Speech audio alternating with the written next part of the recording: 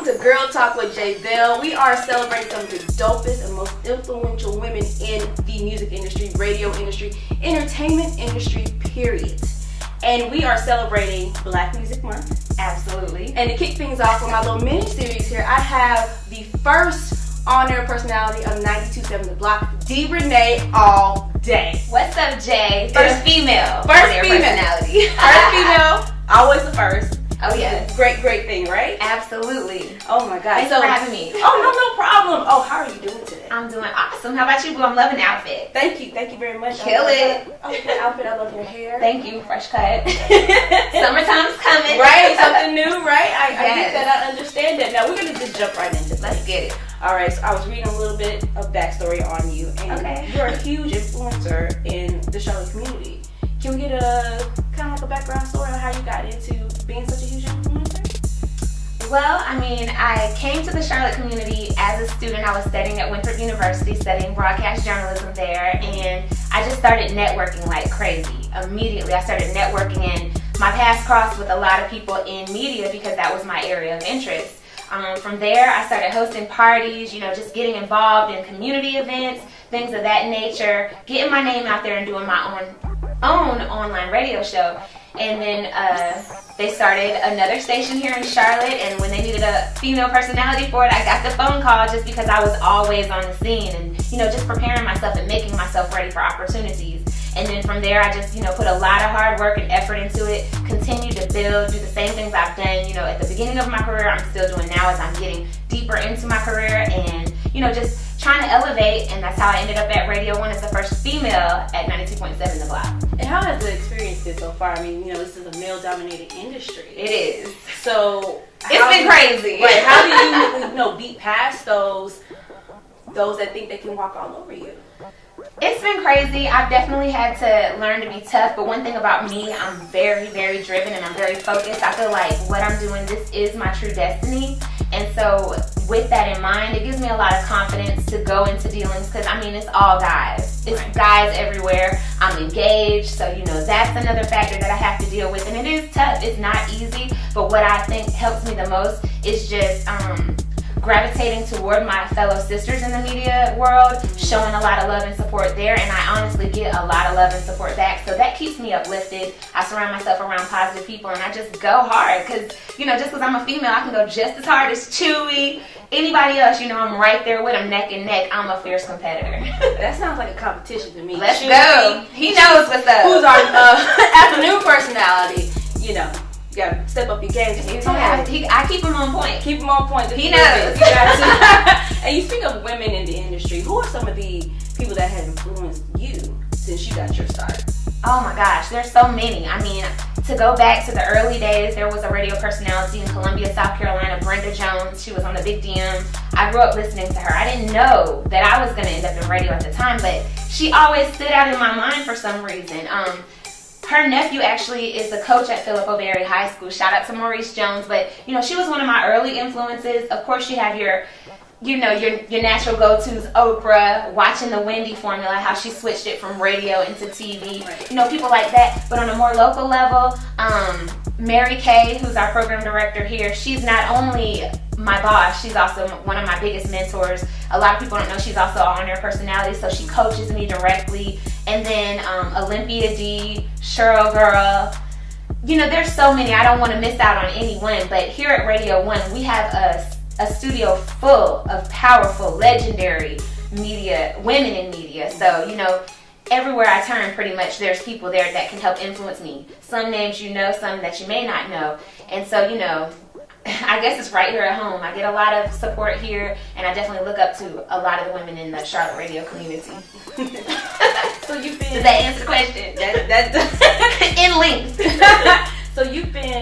How long have you been in radio? I've been on air here in Charlotte for 3 years as an actual strong on-air personality, but I've been working toward this. We just talked about this. I've been working on this 10, 12, 13 years. It wasn't an overnight process.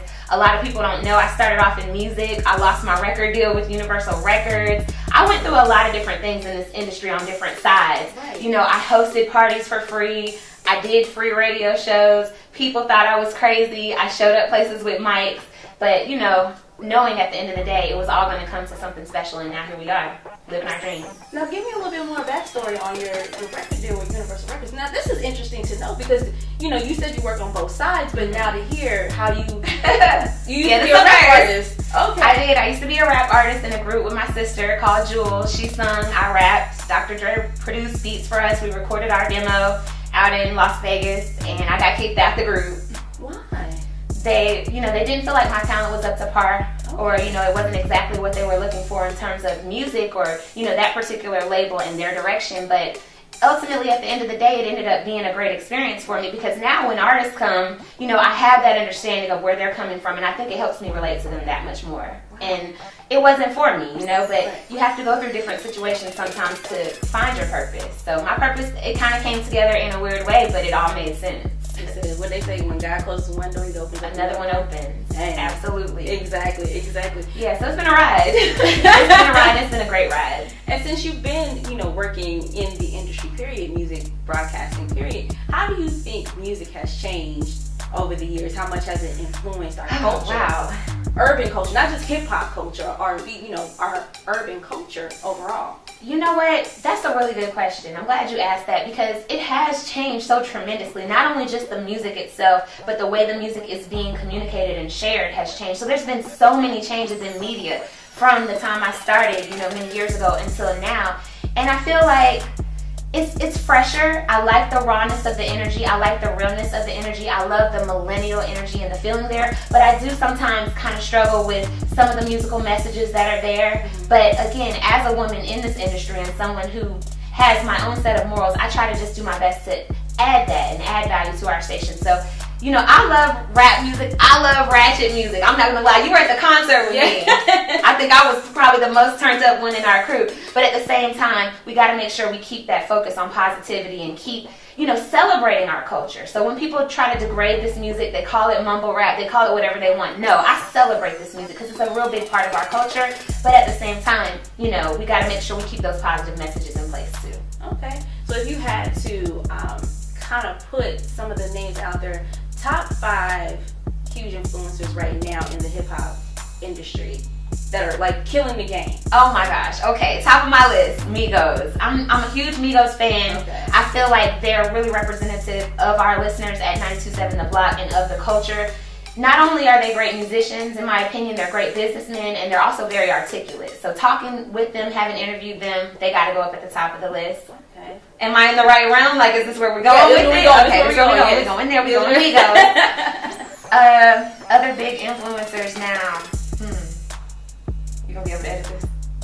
Yeah, okay. Well, I mean, it is what it is. You're giving us your honest opinion, your honest answer, and you know, however long it takes. I can edit out little pieces, but okay, yeah. I mean, just Migos. Really, I feel like they're at the top of the game. To me, this generation is all about the culture. It's all about understanding. It's all about unity. So the fact that the 3 of them collectively have come together and they're just so representative of, I think, the voice of this new generation.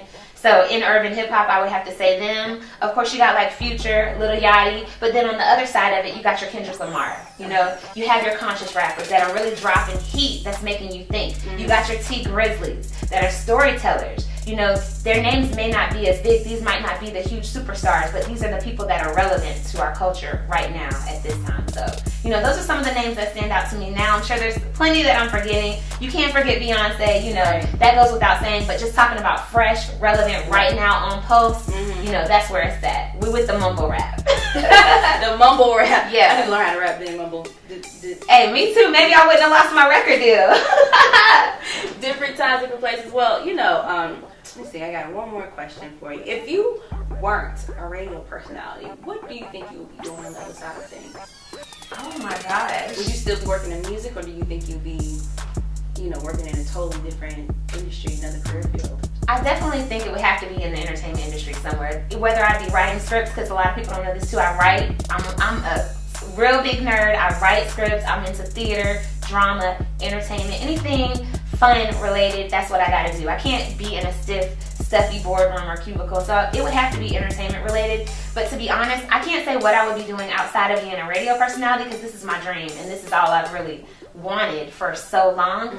But I do think about long-term careers, and I think that's something a lot of women in media should think about, and especially if you're like on the front side of the camera, thinking about long-term, you know, how can you make your career have that longevity. So I could see myself, you know, transitioning to behind the scenes, doing production, editing. Those are the types of areas that I focus on, you know, when I'm not out and about doing events. I'm trying to build those skills so that I can be an executive, you know, on that type of level later. So that's the only other thing I can see myself doing. It had to be media. So either way, you're gonna be a boss. Yeah, I gotta be a boss regardless. That's basically what I'm saying, boo. Thank you for breaking it down.